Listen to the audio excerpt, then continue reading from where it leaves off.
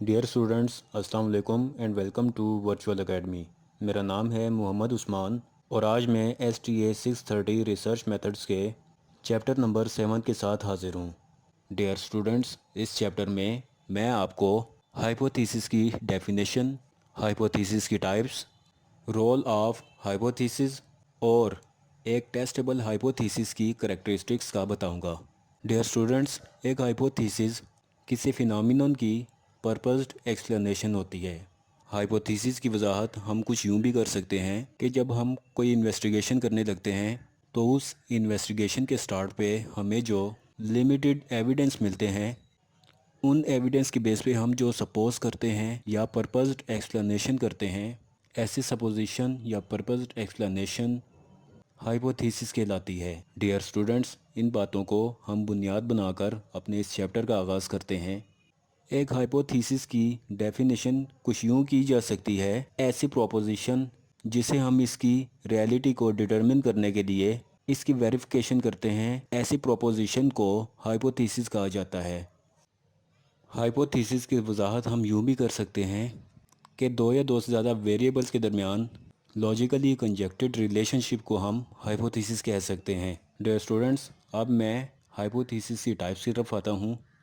Hypothesis की 5 types होती हैं। डिस्क्रिप्टिव हाइपोथेसिस, रेशनल हाइपोथेसिस जिसमें कोरिलेशनल हाइपोथेसिस और एक्सप्लेनेटरी हाइपोथेसिस आती है, नल हाइपोथेसिस, अल्टरनेटिव हाइपोथेसिस और research hypothesis. Dear students, descriptive hypothesis ऐसी हाइपोथेसिस होती है जिसमें सिर्फ और सिर्फ एक वेरिएबल मौजूद होता है।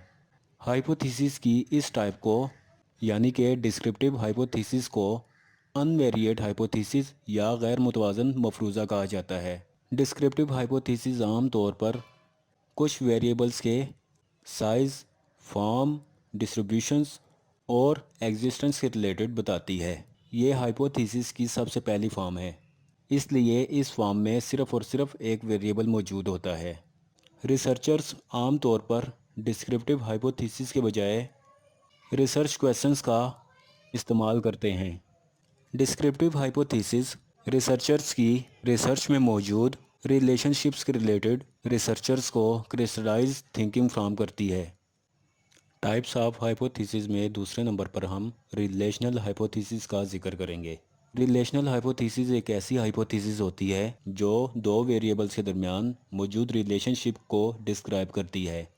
ये रिलेशनशिप नॉन डायरेक्शनल या डायरेक्शनल, पॉजिटिव या नेगेटिव, कैजुअल या सिंपली कोरिलेशनल हो सकते हैं। रिलेशनल हाइपोथेसिस की मज़ीद दो टाइप्स हैं। पहली टाइप को कोरिलेशनल हाइपोथेसिस कहा जाता है। कोरिलेशनल हाइपोथेसिस में वेरिएबल्स एक साथ ज़ाहिर होते हैं। ये इस तरीके से ज़ाहिर होते हैं कि एक दूसरे पर किसी तरह से असरअंदाज नहीं होते। रिलेशनल हाइपोथेसिस की दूसरी टाइप एक्सप्लेनेटरी या कैजुअल हाइपोथेसिस कहलाती है। एक कैजुअल हाइपोथेसिस एक ऐसी हाइपोथेसिस होती है जो हमें बताती है कि दो वेरिएबल्स के दरमियान कॉज एंड इफेक्ट रिलेशनशिप मौजूद है। हाई मोटिवेशन हाई एफिशिएंसी की वजह बनती है। टाइप्स ऑफ हाइपोथेसिस में हम नल हाइपोथेसिस का जिक्र करेंगे। जब एक रिसर्चर किसी हाइपोथेसिस को फार्मूलेट करता है तो उस वक्त नल हाइपोथेसिस का इस्तेमाल किया जाता है। इस सूरत में रिसर्चर्स ऐसे एविडेंस को सपोर्ट करते हैं जो कि हाइपोथेसिस को पॉजिटिवली सपोर्ट करें और ऐसे एविडेंस को रिजेक्ट कर देते हैं जो कि थीसिस को नेगेटिवली सपोर्ट करें। नल हाइपोथेसिस का जवाब दो तरीक़ों से आ सकता है। H not is equals to there is no relationship between two variables, और दूसरा जवाब ये आ सकता है कि H not is equals to there is a relationship between two variables. Dear students, मज़ीद हम बात करेंगे अल्टरनेटिव हाइपोथेसिस की। स्टैटिस्टिकल हाइपोथेसिस टेस्टिंग में अल्टरनेटिव हाइपोथेसिस एक ऐसी पोजीशन होती है जो हमें बताती है कि कुछ न कुछ होने लगा है। हाइपोथेसिस हमें यह भी बताती है कि जिन दो या दो से ज़्यादा वेरिएबल्स की हम स्टडी कर रहे हैं, इन वेरिएबल्स के दरमियान रिलेशनशिप पाया जा रहा है। अल्टरनेटिव हाइपोथेसिस की एग्जांपल हम कुछ इस तरीके से दे सकते हैं कि लेवल ऑफ जॉब कमिटमेंट और लेवल ऑफ एफिशिएंसी के दरमियान एक रिलेशनशिप है। मज़ीद हम जिक्र करेंगे रिसर्च हाइपोथेसिस का। रिसर्च हाइपोथेसिस एक एक्चुअल हाइपोथेसिस होती है जिसे एक रिसर्चर ने फार्मूलेट किया होता है ये हाइपोथेसिस हमें बताती है कि वेरिएबल्स में मौजूद रिलेशनशिप की नेचर क्या है, और ये हाइपोथेसिस हमें वेरिएबल में मौजूद रिलेशनशिप की डायरेक्शन का भी बताती है।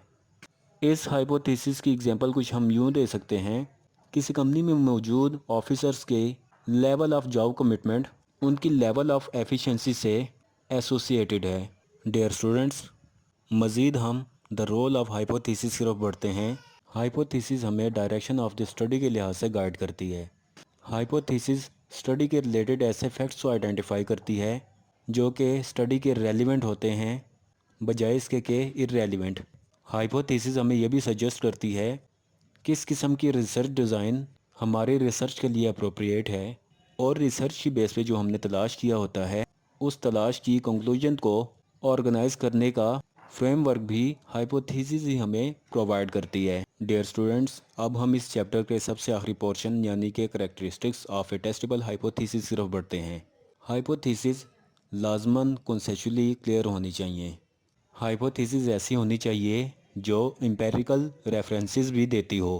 हाइपोथेसिस स्पेसिफाइड होनी चाहिए, और hypothesis available techniques of research के रिलेटेड होनी चाहिए। हाइपोथेसिस हमेशा बॉडी ऑफ थ्योरी के रिलेटेड होनी चाहिए। हाइपोथेसिस हमेशा पॉजिटिव होनी चाहिए।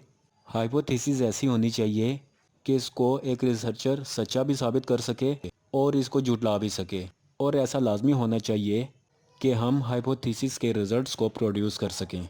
डियर स्टूडेंट्स, ये तो था हमारा STA630 रिसर्च मेथड्स का लेक्चर नंबर 7। मैं उम्मीद करता हूँ पिछले लेक्चर्स की तरह इस लेक्चर में भी आपके बहुत से कॉन्सेप्ट्स क्लियर हो चुके होंगे, और मैं उम्मीद करता हूँ आने वाले लेक्चर्स के लिए ये लेक्चर आपके लिए काफ़ी मददगार साबित होगा। चलिए मिलते हैं अपने नेक्स्ट लेक्चर के साथ। तब तक के लिए अपना बहुत सा ख्याल रखिएगा। अल्लाह हाफिज़।